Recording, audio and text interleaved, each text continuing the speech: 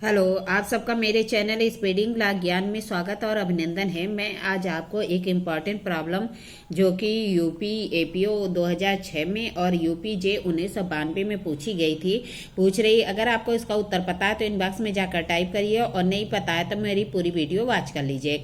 एक वैश्य एक पुरुष को जिसने उसके साथ मैथुन इस व्यपदेशन पर किया कि वह किसी प्रकार के रोगों से मुक्त है, रतिजन्य रोग संचालित किया। यहाँ पे वैश्य ने क्या अपराध किया? क्या कह रहा है कि एक वैश्य एक पुरुष को जिसने उसके साथ मैथुन किया इस व्यपदेशन पे किया कि वह किसी प्रकार के रोग से मुक्त है, रतिजन रोग संचालित करती है, तो यहाँ पे जो वैश्य है वह किस अपराध के लिए दोषी होगी।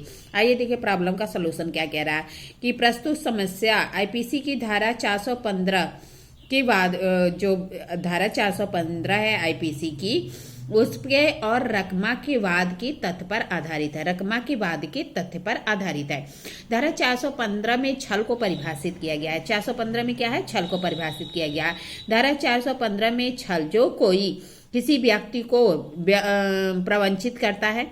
क्या कह रहा है? जो कोई किसी व्यक्ति को प्रवंचित करता है तथा प्रवंचित व्यक्ति से कपट पूर्वक या बेईमानी से उत्प्रेरित करता है कि वह कोई संपत्ति किसी व्यक्ति को परिदत्त कर दे। क्या कह रहा है कि जो कोई किसी व्यक्ति को प्रवंचित करता है और प्रवंचित व्यक्ति से कपट पूर्वक या बेईमानी से यह उत्प्रेरित करता है कि वह कोई संपत्ति किसी व्यक्ति को परिदत्त कर दे या संपत्ति दे दे कि कोई व्यक्ति संपत्ति रखे। क्या कह रहा है कि जो कोई किसी व्यक्ति को प्रवंचित करता है, प्रवंचित व्यक्ति को कपटपूर्वक या बेईमानी से उत्प्रेरित करता है कि वह कोई संपत्ति किसी व्यक्ति को प्रदत्त कर दे या संपत्ति दे दे कि वह उस संपत्ति को रखे या इस आशय से उत्प्रेरित करता है कि कोई ऐसा कार्य करे या कार्य करने का लोभ करे जिसे यदि इस प्रकार प्रवंचित न किया गया होता तो न करता।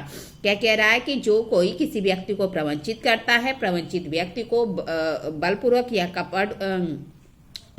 प्रवंचित व्यक्ति को कपटपूर्वक या बेईमानी से उत्प्रेरित करता है कि वह कोई संपत्ति किसी व्यक्ति को प्रदत्त कर दे या संपत्ति दे दे कि वह व्यक्ति उसे रखे या इस आशय से उत्प्रेरित करता है कि कोई ऐसा कार्य करे या लोभ करे जो कि यदि इस प्रकार प्रवंचित न किया गया होता तो न करता, तथा जिस कार्य लोभ से प्रवंचित व्यक्ति को कह रहा है कि और जिस कार्य या लोभ से प्रवंचित व्यक्ति को कोई शारीरिक, मानसिक ख्याति या संपत्ति अपहानिकारी होती है या होना संभव है। क्या कह रहा है कि अगर कोई कार्य और लोभ कहाँ है तो 3233 में वहां परिभाषित किया गया है। कार्य में लोभ शामिल है और कार्य से कार्यवाली का द्योतक है और लोभ से लोपावली का द्योतक है। 3233 देखेंगे आईपीसी के तो वहां पे बताया गया है। फिर क्या कह रहा है? जो प्रवंचित व्यक्ति की शारीरिक, मानसिक ख्याति और संपत्ति की अपहानि होती है या होने की संभावना है। क्या कह रहा है कि जब कोई जो कार्य या लोभ किया गया है उससे किसी व्यक्ति को शारीरिक, मानसिक या ख्याति की अपहानि होती है या होने की संभावना है। स्पष्टीकरण कहता है कि तथ्यों का बेईमानी से छिपाना इस धारा के अर्थ के अंतर्गत प्रवंचना है। क्या कह रहा है कि जो तथ्य हैं उसको बेईमानी से छिपाया जाता है तो उसी को प्रवंचना कहा जाता है। प्रस्तुत मामले में एक वैश्य एक पुरुष को जिसको उसके साथ मैथुन इस व्यपदेशन पे किया कि वह किसी प्रकार के रोग से मुक्त है, रतिजन रोग संचालित किया।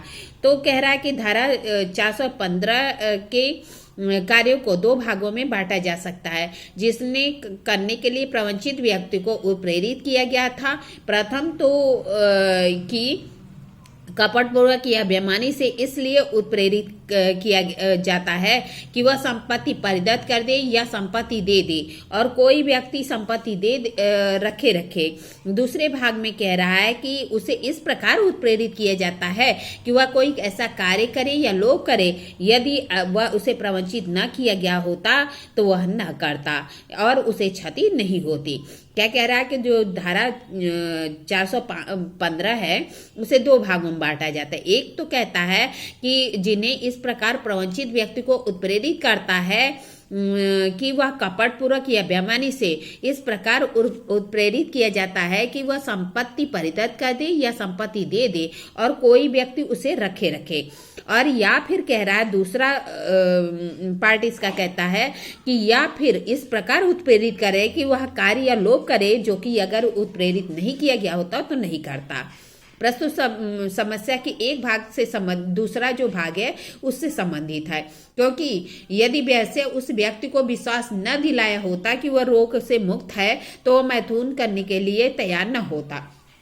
इसके अतिरिक्त वैश्य द्वारा किसी रोग को छिपाना प्रवंचना की परिभाषा में भी आएगा। क्या कह रहा है कि अगर वो वैश्य उसे विश्वास नहीं दिलाती कि वह किसी रोग से मुक्त है तो वह उसके साथ मैथुन नहीं करता, और जो वैश्य है उसने रोग को छिपाया है, इसलिए उसका जो कार्य है वो प्रवंचना के अंतर्गत आता है। धारा 415 के स्पष्टीकरण के अनुसार तथ्य को बेईमानी से छिपाना प्रवंचना है। स्पष्टीकरण क्या कहता है 415 का?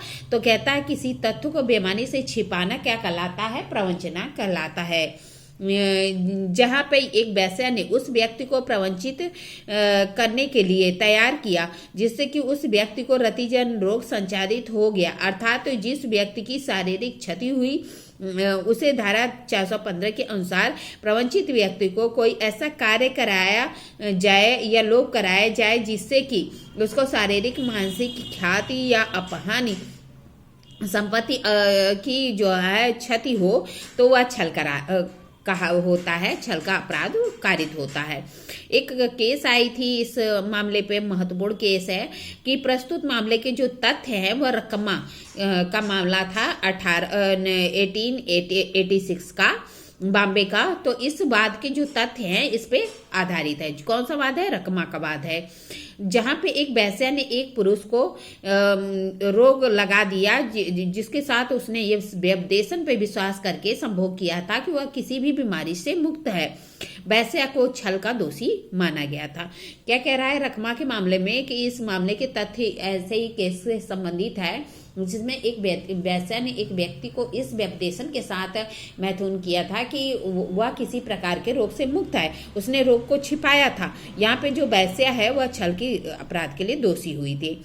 अतः प्रस्तुत मामले में उक्त तथ्य के निर्णय और उपयुक्त विवेचना के आधार पर वैश्य 415 के जो परिभाषित छल है उसके अंतर्गत छल के अपराध की दोषी होगी। इस तरह मैंने आपको प्रॉब्लम बताई, प्रॉब्लम का सलूशन बताया। ऐसी अच्छी प्रॉब्लम के लिए मेरा चैनल सब्सक्राइब करिए, लाइक करिए, कमेंट करिए और शेयर करिए। ठीक है, धन्यवाद, थैंक यू।